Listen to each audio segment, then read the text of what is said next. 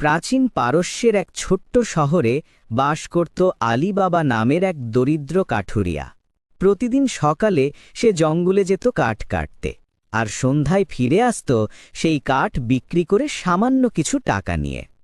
তার ভাই কাসিম ছিল ধনী ব্যবসায়ী, কিন্তু আলী বাবার প্রতি তার কোনো সহানুভূতি ছিল না। একদিন আলী বাবা যখন জঙ্গলের গভীরে কাঠ কাটছিল, হঠাৎ শুনতে পেল ঘোড়ার খুরের আওয়াজ। ভয়ে সে একটা বড় গাছের আড়ালে লুকিয়ে পড়ল। দেখল ৪০ জন ডাকাত ঘোড়ায় চড়ে আসছে। তাদের সবার হাতে তলোয়ার আর পিঠে বোঝাই থলে। ডাকাতদের সর্দার একটা বিশাল পাথরের সামনে গিয়ে দাঁড়াল। সে জোরে চিৎকার করে বলল, খুল যা সিমসিম।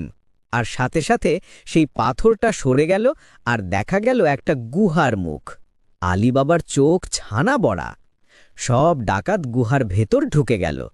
কিছুক্ষণ পর তারা আবার বেরিয়ে এলো, কিন্তু এবার তাদের থলেগুলো খালি।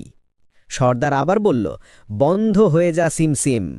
পাথরটা আবার তার জায়গায় ফিরে গেল। ডাকাতরা চলে যাওয়ার পর আলী বাবা সাহস করে পাথরের কাছে গেল। সে ভাবল, যদি আমিও ওই কথাগুলো বলি। তাই সে বলল, খুল যা সিমসিম।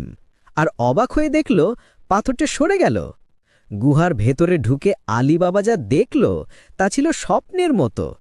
সোনার মুদ্রা, রূপার থালা, হীরার গহনা, মূল্যবান কাপড়, সব কিছুতে ভরা ছিল গুহাটা। এত ধনসম্পদ সে জীবনে দেখেনি। আলী বাবা বুঝল এগুলো ডাকাতদের লুট করা সম্পদ। সে ভাবল, যদি এত সম্পদ থেকে আমি সামান্য কিছু নিই, তাহলে আমার পরিবারের দুঃখ দুর্দশা দূর হবে। তাই সে তার থলেতে কিছু সোনার মুদ্রা ভরল। বাড়ি ফিরে আলী বাবা তার স্ত্রী মরিয়মকে সব কথা বলল। মরিয়ম প্রথমে বিশ্বাস করতে পারল না, কিন্তু সোনার মুদ্রা দেখে তার সন্দেহ দূর হল। তারা ঠিক করল এই কথা কাউকে বলবে না। কিন্তু মরিয়ম কৌতূহলী হয়ে উঠল। সে জানতে চাইল কত সোনা এনেছে আলী বাবা। তাই সে তার ভাবি কাশিমের স্ত্রীর কাছ থেকে একটা মাপার পাত্র ধার নিল। কিন্তু চালাক ভাবি সেই পাত্রের তলায় মোম লাগিয়ে দিল। সোনা মাপার পর যখন মরিয়ম পাত্রটা ফেরত দিল, ভাবি দেখল তলায় একটা সোনার মুদ্রা আটকে আছে। সে সাথে সাথে স্বামী কাশিমকে বলল। কাশিম রেগে গেল। সে ভাবল, আমার দরিদ্র ভাই এত সোনা পেল কোথায়? তাই সে আলী বাবার কাছে গিয়ে জোর করে সব কথা জানতে চাইল। আলী বাবা বাধ্য হয়ে সব বলল। কাশিম লোভী ছিল। সে ভাবল, আমি গিয়ে সব সম্পদ নিয়ে আসব। পরদিন সকালে সে 10টা গাধা নিয়ে গুহার দিকে রওনা হল। গুহার সামনে পৌঁছে কাশিম বলল, খুল যা সিমসিম। গুহা খুলে গেল। ভেতরে ঢুকে সে অবাক হয়ে গেল। এত সম্পদ দেখে তার চোখ ধাঁধিয়ে গেল। সে লোভে পড়ে যত পারল সোনা রূপা বস্তায় ভরতে লাগল, কিন্তু উত্তেজনায় সে ভুলে গেল বের হওয়ার মন্ত্র। যখন বের হতে চাইল, তখন বলল, খুল যা জব। কিন্তু কিছুই হল না। সে আরো অনেক কিছু বলে দেখল, খুল যা গম, খুল যা ধান। কিন্তু গুহার দরজা খুলল না। এদিকে ডাকাতরা ফিরে এলো। গুহার ভেতর কাশিমকে দেখে তারা বুঝল কেউ তাদের গোপন কথা জেনে গেছে। রাগে তারা কাশিমকে মেরে ফেলল। আলী বাবা যখন দেখল কাশিম ফিরছে না, তখন সে চিন্তিত হয়ে গুহায় গেল। সেখানে ভাইয়ের মৃতদেহ দেখে সে কাঁদতে লাগল। সে বুঝল ডাকাতরা কাশিমকে মেরেছে অন্যদের সতর্ক করার জন্য। আলী বাবা কাশিমের দেহ নিয়ে বাড়ি ফিরল, কিন্তু সমস্যা হল কিভাবে কাশিমের মৃত্যুর কারণ লুকানো যায়। এই সময় কাশিমের দাসী মর্জিনা বুদ্ধি দিল। সে একজন দর্জির সাহায্যে কাশিমের দেহ সেলাই করে স্বাভাবিক দেখাল, যাতে মনে হয় সে অসুস্থতায় মারা গেছে। কিন্তু ডাকাতরা বুঝতে পারল কেউ কাশিমের দেহ নিয়ে গেছে। তারা শহরে গুপ্তচর পাঠাল। একজন ডাকাত সেই দর্জিকে খুঁজে বের করল যে কাশিমের দেহ সেলাই করেছিল। দর্জি টাকার লোভে আলী বাবার বাড়ির ঠিকানা দিয়ে দিল। ডাকাত আলী বাবার বাড়ির দরজায় চক দিয়ে দাগ দিল, যাতে পরে চিনতে পারে। কিন্তু চালাক মর্জিনা এই দাগ দেখে বুঝে গেল। সে পাড়ার সব বাড়ির দরজায় একই রকম দাগ দিয়ে দিল। পরদিন যখন ডাকাতরা এলো, তারা দেখল সব বাড়িতেই একই দাগ। তারা বুঝতে পারল না কোনটা আলী বাবার বাড়ি। রাগে তারা সেই ডাকাতকে মেরে ফেলল। আরেকজন ডাকাত আবার চেষ্টা করল। এবার সে লাল চক দিয়ে দাগ দিল, কিন্তু মর্জিনা আবারও সব বাড়িতে একই দাগ দিয়ে দিল। এভাবে দ্বিতীয় ডাকাতও মারা পড়ল। অবশেষে ডাকাতদের সর্দার নিজেই এলো।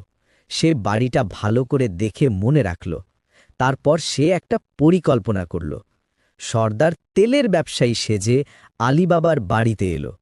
সাথে নিয়ে এলো ৩৯টা তেলের ভাঁ। বলল, রাতে থাকার জায়গা চাই। আলীবাবা অতিথি পরায়ণ মানুষ ছিল, তাই সে তাকে থাকতে দিল। কিন্তু আসলে ঘটিগুলোর মধ্যে লুকিয়ে ছিল ৩৯ জন ডাকাত। শুধু একটা ঘটিতে ছিল আসল তেল।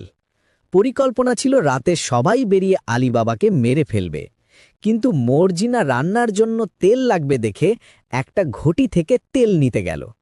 ঘটির কাছে গিয়ে সে শুনতে পেল ভেতর থেকে কেউ ফিস করে বলছে, সময় হয়েছে কি। মর্জিনা বুদ্ধিমতী মেয়ে ছিল। সে সাথে সাথে বুঝে গেল এটা ফাঁদ। সে নিচু স্বরে বলল, এখনো না, আরেকটু অপেক্ষা কর। এভাবে সে সব ঘটির কাছে গিয়ে একই কথা বলল। তারপর মর্জিনা সেই একটা ঘটি থেকে তেল নিয়ে গরম করল। গরম তেল দিয়ে সে সব ঘটির মুখে ঢেলে দিল। এতে সব ডাকাত মারা গেল। সর্দার রাতে যখন সংকেত দিল, কেউ সাড়া দিল না। সে বুঝতে পারল পরিকল্পনা ব্যর্থ হয়েছে, তাই সে পালিয়ে গেল। পরদিন মর্জিনা আলীবাবাকে সব কথা বলল।